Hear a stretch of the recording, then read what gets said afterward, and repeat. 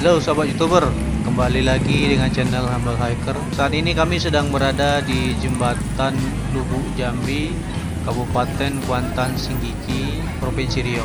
Kali ini kami akan memvideokan acara ramai-ramai di jembatan Lubuk Jambi atau event budaya dalam rangka menyambut Lebaran. Yuk simak videonya sampai selesai. Bagi yang belum subscribe, silahkan subscribe.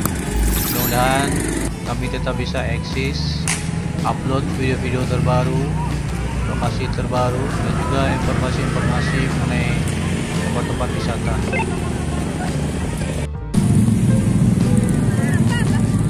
Sepintas ini mirip acara orang balap sampan ya.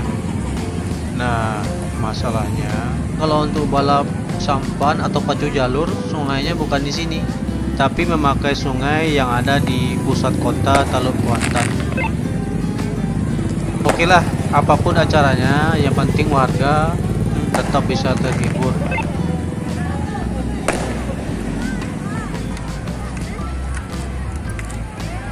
Oke, sekian dulu untuk video kali ini. Sampai jumpa di video-video selanjutnya. Yang mau komen jangan sungkan-sungkan, langsung aja komen di kolom komentar di bawah ini, dan juga masukan-masukannya.